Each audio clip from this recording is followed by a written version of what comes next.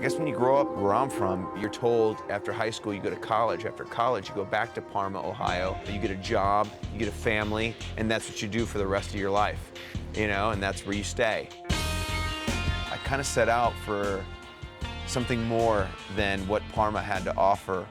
I looked at myself in the mirror, and I go, what do you want to do with your life? I want to be a WWE superstar. To all the kids out there, dreams do come true.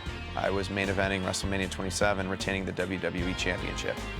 And now I'm filming a movie. So that's really cool. As soon as I found out that I got the Marine home front, I went home and I talked to the WWE Studios execs and basically told them I need combat training, I need to know how to hold a gun, how a Marine would hold a gun. One of his main concerns was looking like a Marine. So I brought in a specialist active SWAT member of the Seattle chapter, Darian Hollowell. I'm teaching him how to properly handle a firearm, which could be a handgun, shotgun, or a rifle. Our stance. I'm gonna ask a bunch of questions. Awesome. Just get ready for it. Awesome. When I'm on this, I'm not up like here. You're This ain't actually here. You got your cheek well on it, but like he said, for Hollywood stuff, you may have to just come up just a hair. So, but I mean, with a shotgun, would you have it right there? No, because dude, you know the what? recoil will hit your face. It's gonna beat the shit out of you. Yeah. And you're gonna look like Quasimodo. So it's on your shoulder, right? It's right there on your shoulder. Yeah, just you like got that. you actually have your cheek right way up here. What I really enjoy is when the students are excited to learn. And I got that feeling from The Miz. It's really fulfilling when I have a student that really likes what we're doing and he's having a good time. Because I told him, I said, don't stress out, bro. We're having fun, right? He goes, yeah, dude, this is awesome. Chill out, man. Just relax, just like this. Shoulders down. We're just gonna maul off looking at shoes. If bad guys pop up, we're just gonna whack them, no emotion. Okay. Once we felt comfortable that The Miz was good to go with how to operate and manipulate the weapon systems, we started adding movement on basically how to move through a structure as a single person. Keep moving that. Recover. Pause. Good. I think it's extremely important that he looks like the real deal, and I think that will definitely show the audience that, man, he's been well trained, and where they don't see The Miz, they see a Marine. Don't mess with Rob Fournier.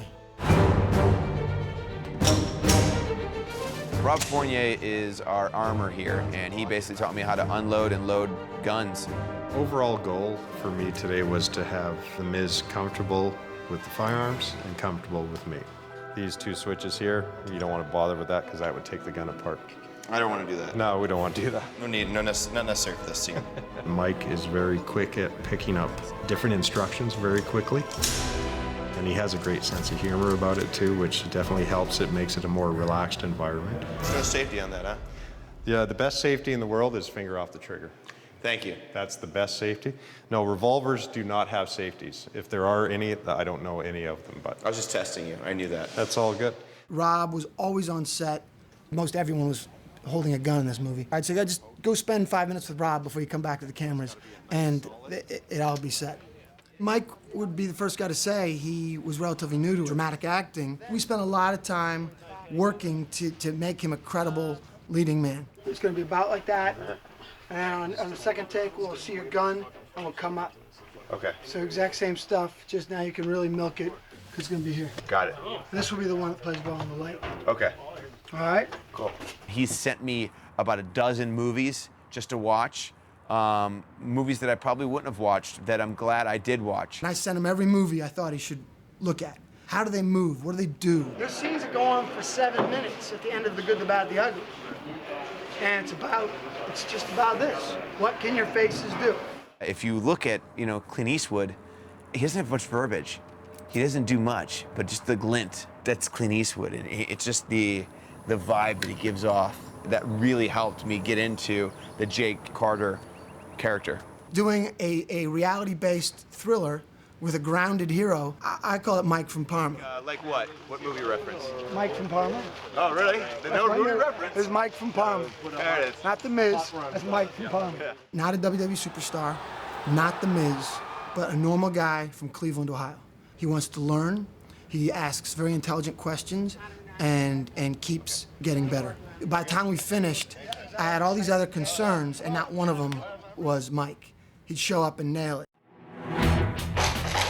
Miz has been bugging me the whole time. I want to do all my own stuff. He's been gung-ho that way. I'm doing as much of the action scenes as they will let me do. When you get a guy like Mike, he comes in and wants to do everything. He wants to leap from this to that. He wants to fight. I'm the Miz. I can do anything. One of the biggest action spots in the movie is Jake fighting a character, Cassell. It was on day 2 for Mike. You'll see me right now. I look fine, right? I look okay. Nothing really wrong. A little grimy, but nothing really big. Wait till after this fight scene. This day was welcome to Marine Home Front.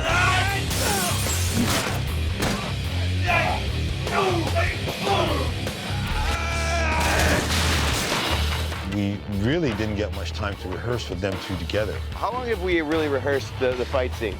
I don't know, maybe 5 minutes? 5 minutes, yeah. We ended up running it with martial arts specialist Kirk Jakes with The Miz. We're making adjustments on the fly as we were going. Him and I only had about 5 hours together to learn this fight scene.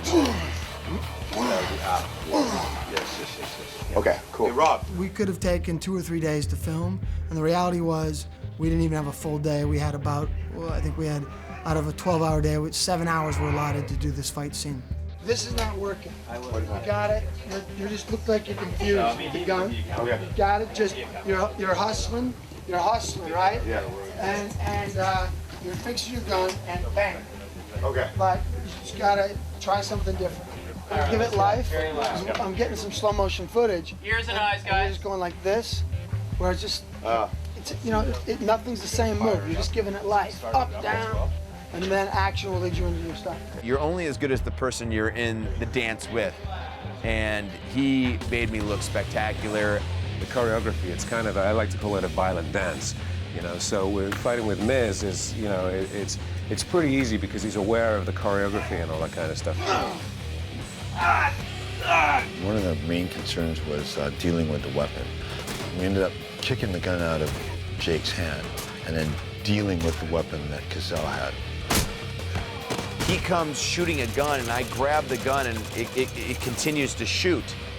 And that's like very dangerous because I could like miss and hit the nozzle and grab the nozzle and while it's shooting and burn my hand. So that was a little nerve-wracking. Throwing Darren's stunt double over the glass wall where basically it was real glass. And so if you watch, like this dude has glass like all over his arms, like he's bleeding, gushing out. When he landed on the ground, he ended up landing on this real glass and getting carved up. His arms were all carved and all that sort of stuff. Another day in the office.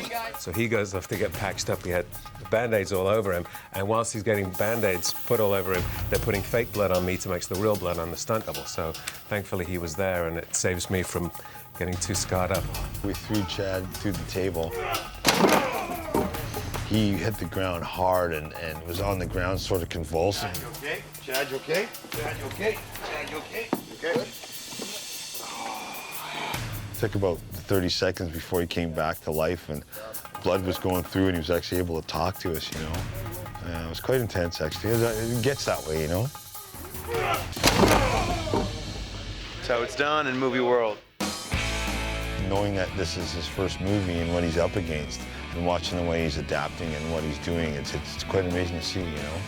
He works so hard at his acting, and by doing so, he's making this movie really a special film. He kind of took all of the training that goes into being a WWE superstar and put it to the focus that you need to be an actor. Mike's so confident, you can just say, you can do better, or let's cut that down, or try this. He looks at it, and he goes back, and it's fixed. Yes. I think his potential's unlimited. I was the lead in a movie, you know? That's what I'm gonna take away, like, that doesn't happen. It's not supposed to happen. He can't take that shot. But I can. He's going to be an action star for a very, very long time. He's so good at it. He's so focused. He's so dialed into his character. It's just a lot of fun to watch. Drop your weapon. Too much of my life, I literally don't sit back and go, wow. I'm taking my time to sit back and go, this is fun. And I'm going to work my hardest for it, but I'm also going to sit back and go, enjoy the ride.